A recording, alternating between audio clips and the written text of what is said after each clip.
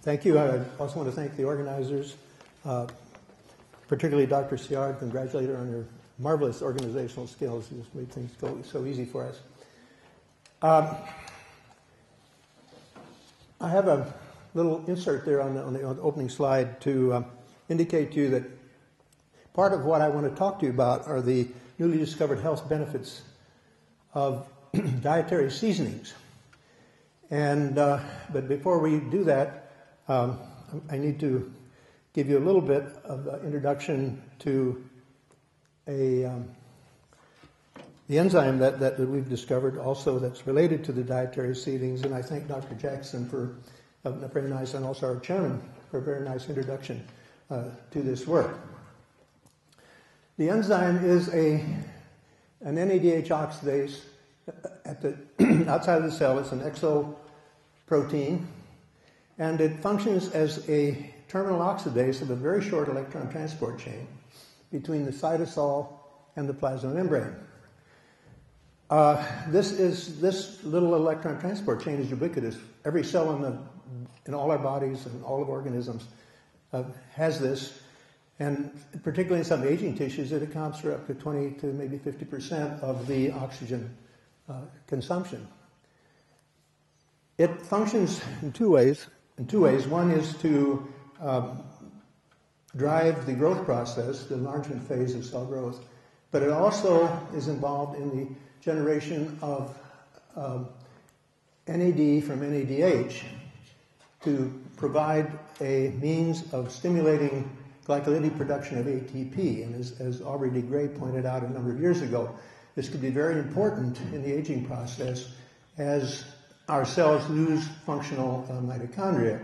They become more and more dependent upon glycolysis, and the rate-limiting aspect is too much NADH, so the plasma membrane oxidative reductase system, by transferring electrons from NADH to regenerate NAD to reduce CoQ, and then CoQ to oxygen. And concomitant with this is a rise in an unusual terminal oxidase. There are several that are involved. There's one that's constitutive, that's present throughout our lives. But it's the age-related one. We call it an AR-NOx, age-related NOx, which, in addition to carrying out this plasma membrane electron transport, functioning as a terminal oxidase, also generates superoxide. And this sort of attracted our attention as possibly something that would be involved in the aging response, because it starts to appear around age 30 and then maxes out, almost increases linear up to age 65. Now, one of our first interests was in relationship to skin aging, and this is prompted by the observation that these terminal oxidases, particularly AR-NOx, are shed from the cell surface. Extracellular proteins are shed. These are no exception. And the extracellular proteins continue to function. But there's no NADH out there.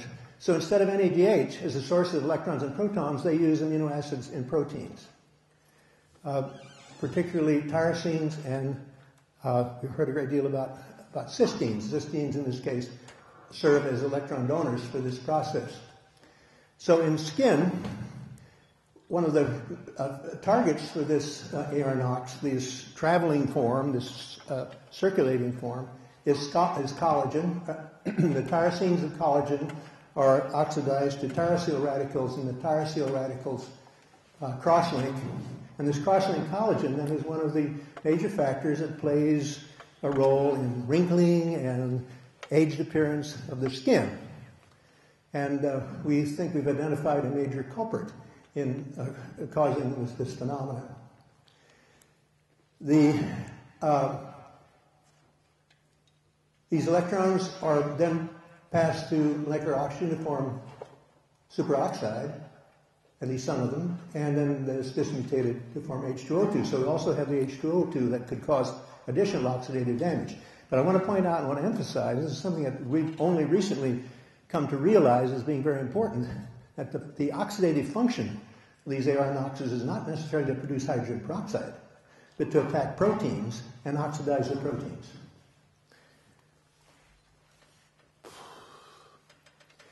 This is simply a correlation. This is for skin.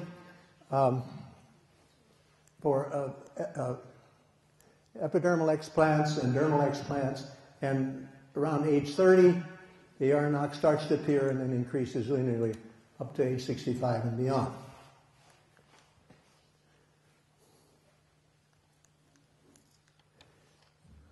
What's going on here? There we go.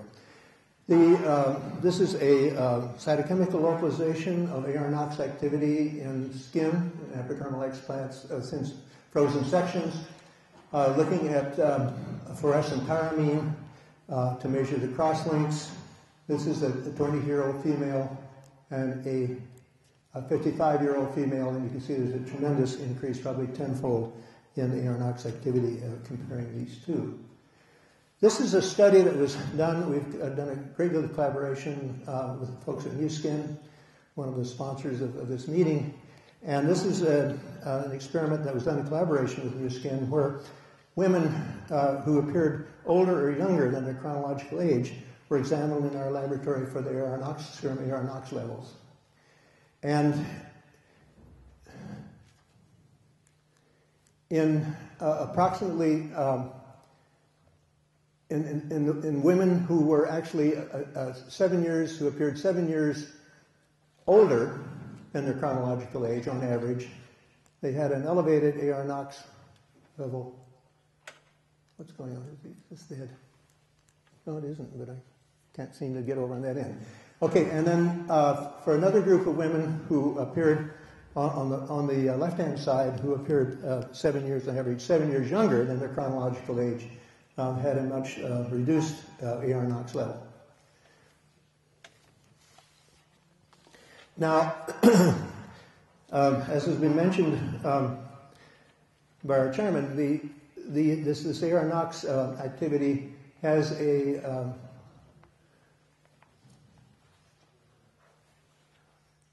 it serves as an appropriate target for anti-aging strategies, particularly for reducing skin aging. And again, in collaboration with NewSkin, we have developed, together with them, a mixture of natural ingredients: salicin from white willow, schisandrins from Schisandra chinensis, and dormin, which is a derivative of narcissus bulbs. And this combination is being used as a topical application, and a very effective one in preventing skin aging. Tyrosol, gallic acid are also AR NOx inhibitors. I know there's a poster here on tyrosol, which looks very, very interesting. I hope I can catch the author of the poster before the meeting is over. This shows again with the skin explants, frozen sections, untreated here, treated with SOD, a little bit of reduction, but with the age lock, the mixture of the three ingredients, the AR NOx activity is completely inhibited. You can see this much more clearly probably in the dark field images, where you see the yellow color coming from the fluorescent tyramine directly. This also again points out the fact that it's not necessarily the hydrogen peroxide that's doing the damage, but the enzyme itself, the AR NOx. And when you inhibit the oxidation at its source by inhibiting the AR NOx, then the cross-linking collagen cross-linking is almost completely ablated. If it were just the hydrogen peroxide, SOD would have a much larger effect. This is just, again, to remind us that it's not just the interstitial fluids that where the circulating AR NOx, or where the shed AR NOx appears, but also in body fluids generally, sera, saliva, perspiration, also urine. This is one correlation between AR NOx activity and age. This is for sera. You can see at age 30, hardly detectable, and there's an almost linear increase up to age 65. And subjects who survive beyond 85 generally have reduced AR NOx activities. Now, we'd like to think that the reason they survive is because they have lower AR NOx activities, not because they lose they lose the protein. This is a little interlude, but it's another correlation between AR-NOx activity and lifespan or longevity. This is negligible senescence at its ultimate, I think. These are the red sea urchins. They're probably the longest-lived creatures, at least animal creatures on Earth. The giant sequoias have them beat, perhaps. They can live to be greater than 200 years old. And what is really humbling is that these 200-year-old sea urchins continue to reproduce. They're perfectly normal reproductive functions even at that age. So this is pretty marvelous. So we set up a collaborative, Dorothy and I set up a collaboration with Dr. Bodnar at the Bermuda Institute of Ocean Sciences to collect sea urchins, short-lived sea urchins, the Technicus, which live about 4 years, and the Strongyles centrotus, which are the more than 100-year-olds, comparing juveniles and adults. And not only is the AR-NOx levels higher in the short-lived ones than the long-lived ones, in the short-lived sea urchins, the AR-NOx increases as they age, and in the long-lived ones, it decreases. So it becomes less. So finally, in the older ones, there's a 60-fold ratio between AR-NOx in the ones that live longer and the ones that have a shortened lifespan. And I think this is a pretty remarkable piece of data. We've just submitted that paper for publication, actually. Now, I want to turn attention now to the effect of the serum, the shed AR-NOx in the serum, and the potential health implications here. What we have focused on through a process of evolution, and I'll pretty much stick with this, is an effect of the circulating AR-NOx on lipoproteins. Now, we know from a great deal for a long time that lipoproteins by themselves in the circulation really aren't that deadly. But once the lipoproteins become oxidized, they're recognized by the macrophages and internalized to form foam cells. And these foam cells, glutted with oxidized LDL particles, then migrate to the arterial wall where the oxidized LDLs, the cholesterol and lipid, are deposited to form the atherosclerotic plaques. Well, our hypothesis was, and this will be repeated on the slide in a moment, that the proteins of the low-density lipoproteins, the LDLs, might also serve as a source of electrons to drive the function of the circulating AR-NOx to generate superoxide, and then the superoxide dismutating to hydrogen peroxide could also affect now the oxidation of the surrounding lipids. This is just a little scheme to indicate that in this case the source of electrons and protons would be ApoB sulfhydryls. Thiols are about 25 available. And again, not that the H2O2 was oxidizing the ApoB, but the oxidized ApoB was now as a source of electrons to form superoxide. To pursue this in a more definitive way, we've actually now turned to using recombinant AR-NOx and purified ApoB. An absolutely well-characterized cell-free system. Very interestingly, the AR-NOx proteins belong to a member are members of the family of transmembrane proteins, the TM9 family.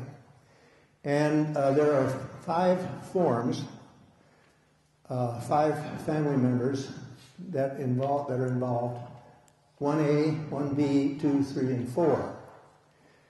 Now, the TM9 family of transmembrane proteins consists of a plasma membrane proteins with 9 membrane-spanning units, motifs, but there is an N-terminal part that is external to the external surface and a cleavage site, and it's roughly a 30 kD piece that comes off and is shed, and that's the part that goes into the interstitial fluid to cross-link the skin collagen and also to oxidize the LDLs to recognize it so they're recognized by macrophages. This is a time course of thiol oxidation using fully reduced AR-NOx, and actually quite rapidly all of the thiols are oxidized, and this is about a 1-to-1 molar ratio of ApoB to AR-NOx.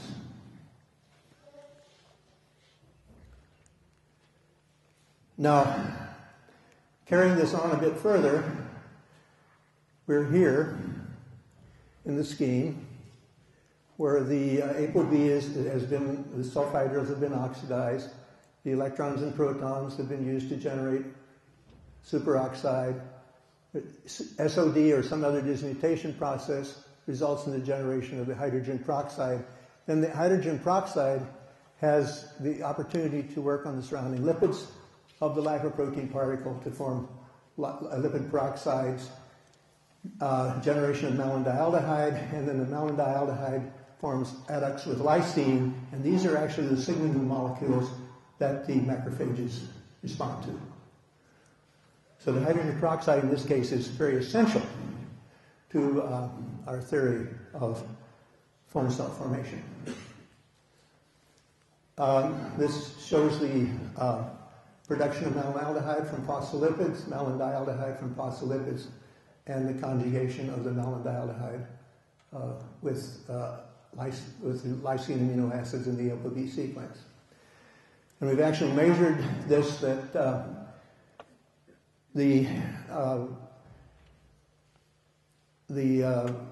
one of the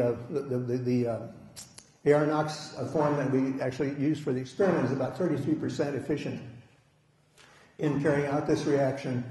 For every 3.6 micromoles of superoxide that's produced in the cell-free system, approximately malondialdehyde adducts equivalent to 1.3 micromole of H2O2 are produced. So it's a fairly efficient system. Now, how can it be so efficient? And this is the coup de grace. This is the icing on the cake. And one of the PhDs in our laboratory was fiddling around with the AR-NOx sequence one day, and she came in very excited. She says, "Did you know?" And of course I didn't. That the AR-NOx proteins have a 25 amino acid sequence underlined in brown, which turns out to have about 60% similarity to the LDL receptor. And this is sort of a diagram of how that might work. Now, normally, cells bind LDLs as an essential source of cholesterol and lipids. You can't live without them. So it's a natural thing. And in order to internalize the LDLs, cells have a receptor on their surface that the ApoB recognizes. Now, it turns out that 2 members of the superfamily of AR-NOxes contain that same sequence, or very similar to that sequence. And this targets the AR-NOx to the lipoprotein particle. Now you've got the AR-NOx hooked up to the ApoB in a little microcosm, independent of redox anywhere else in the cell or in the cytosol. Abstracting electrons, generating superoxide, generating hydrogen peroxide, and generating hydrogen peroxide in the very near proximity of the lipids. And the result is the sequence that I showed a couple of slides ago, where we get the lysyl malondialdehyde adducts, which then signal the internalization of these oxidized LDLs into the macrophages to form bone cells to form the atherosclerotic plaques.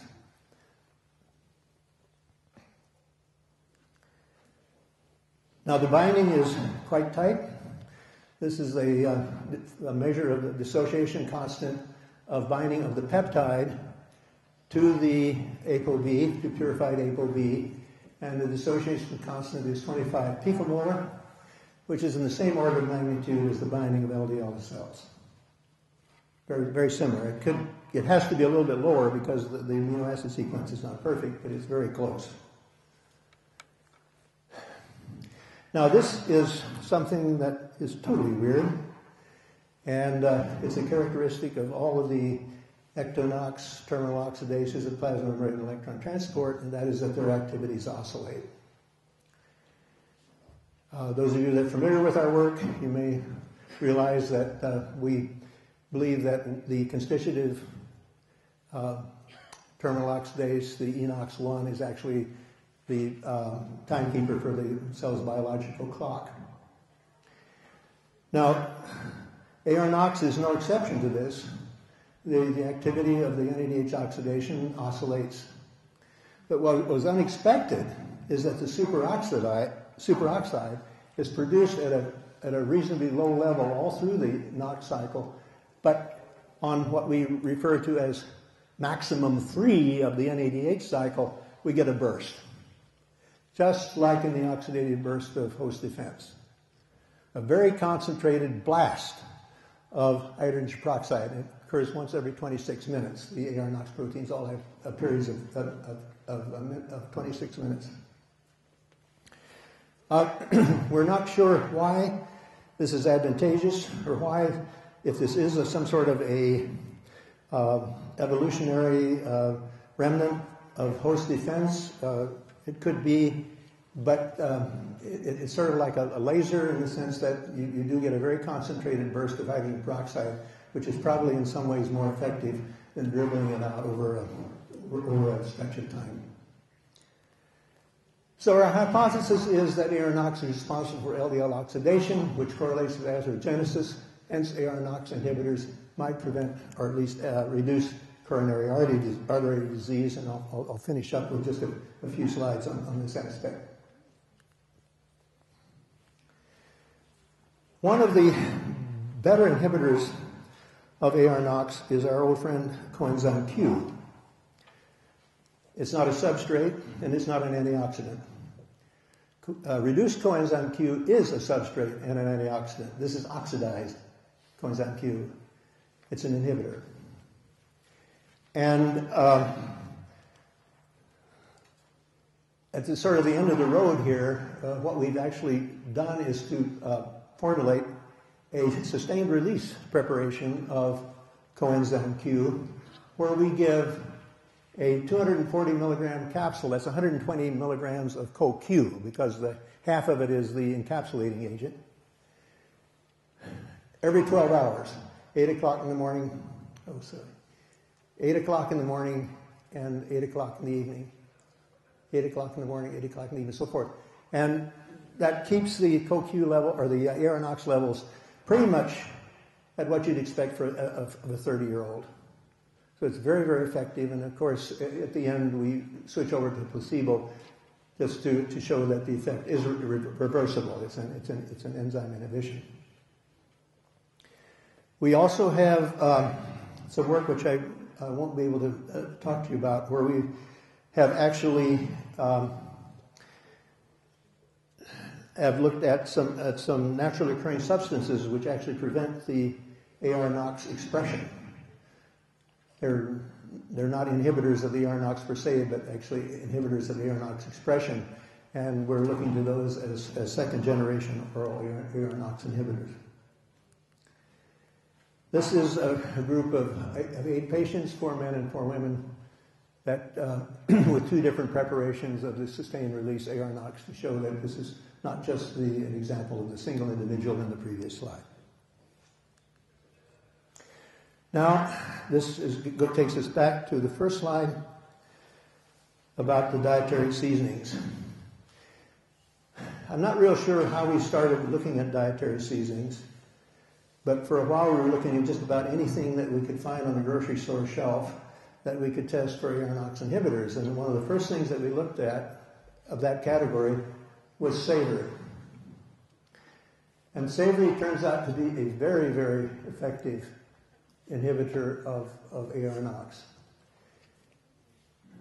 But it's not the only herbal seasoning that's effective.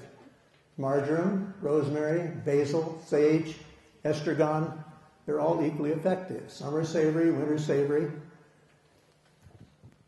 So, they're really effective. They're fantastically effective in the nanomolar range.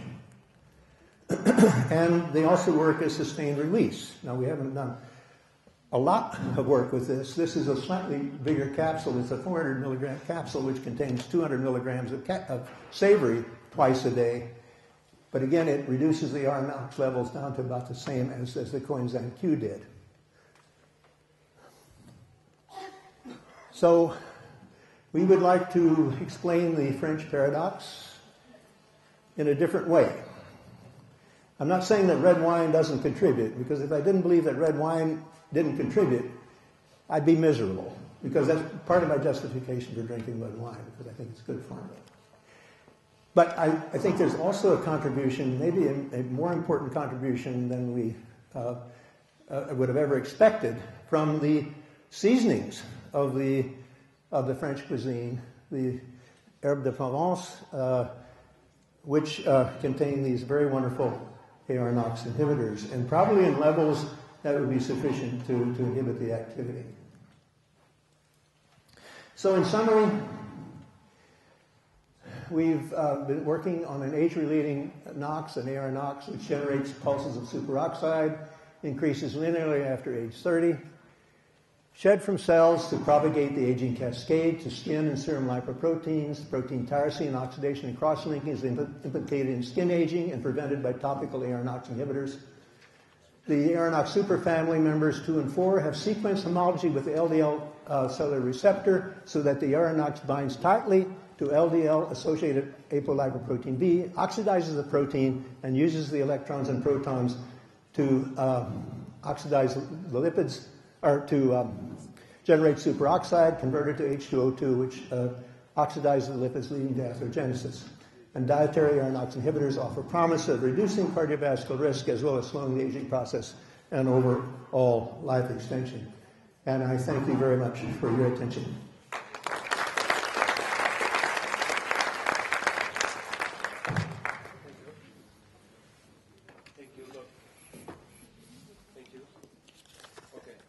Thank you, Dr. Morré. The talk is open for discussion. Gio, please.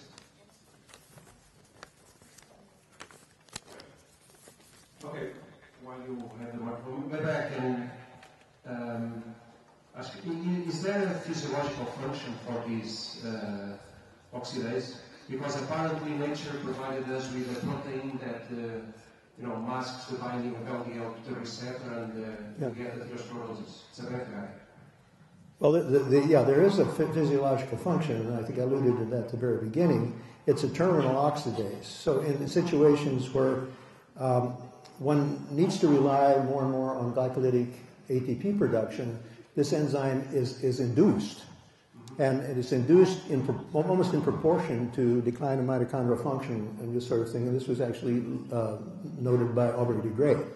So as long as it's stuck on the cell, it's very useful. It's also internalized into endosomes, where it could have a function, again, very much in terms of host defense. You internalize some bacteria or something like that, you have to kill them, and you have this burst of superoxide, zapping away. And so as long as it's associated with the cell, it's fine. But the problem comes in once it gets off the cell and goes wandering around into the body fluids. And what's the trigger to get out of the... That is something we absolutely do not know. And it may not be released. It may not be released in a fantastic amount because it's tremendously stable. This enzyme is like it's built out of titanium. It's protease resistant. It's resistant to degradation. It's resistant to clearance by the reticular endothelial cells. So it actually accumulates over a period of time. So it may not be a tremendous amount that's shed, but there's a heck of a lot out there, and we're generating millimoles of superoxide. If I I'm over here. If I could follow up the question, we've heard a lot about AR NOx or ecto NOx from you, and it's very interesting.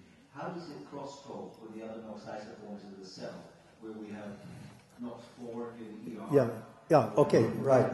Yeah. Thanks. That's a very good question. I'm going to make two comments. First of all, there are three families of NOxes that we work on. One is the ENOx 1, which is a constitutive one, ENOx 2, which is cancer associated and a marker for cancer and a drug target, and now the AR NOx. Now, all three of these are periodic in their activity, and they're synchronous. If they weren't synchronous, we wouldn't see these periodicity. They're all synchronized, but they don't cross and train. Even among the ENOxes, they don't cross over from species to species. And AR NOx 3 does not cross and train with 4, and so forth and so on. There seems to be almost no communication whatsoever, at least nothing that we can find, between our ENOx proteins on the outside of the cell and the FOXNOX proteins of host defense, which are actually on the inside of the cell. And I should have pointed out in my talk that the FOXNOX systems they're triggered by forming a complex. There's a G protein that comes in and bang, and it goes. Well, this doesn't work at all for ours because we only have one protein to start with, and there apparently no requirement for any other proteins to trigger it. It's all endogenous. It's all running like I talk. Yes, please. The real reason I asked the question is there's some evidence in the literature that chloride channels allow superoxide to cross membranes. And I was wondering whether your enzyme could signal to the inside of a cell through a chloride channel and its superoxide modulate intracellular signal. That's a marvelous concept. I was unaware of that. I'll have to look into that when I get back. Yeah. Which always address the paradox that the NOxes are releasing their superoxide intracellularly. Right. And how can you measure it extracellularly it grows? Yeah. That's always been an advantage to ours, that we don't have to get it out because it's already out. It can do its thing that way. But coming back in, that's an interesting relationship to chloride transport. We'll have to look into that. Okay. Two things. One on Q, on Q10, we spent a lot of years looking at some of the pharmacokinetic activity of Q. And after 14 days of administration, you'll achieve a steady state. So the special preparations have their place. But for instance, if any sort of delayed release has to be used, it would have to be something like carbapol, which is a mucoadhesive. Because once the Q is past the duodenum and jejunum, the absorption is extremely, extremely poor. So you want to adhere the dose at the upper gut. But the problem there is that the Q10 is particleized, and so absorption is still poor anyway. So you want to knock down the particle size and make it more bioavailable using an essential oil.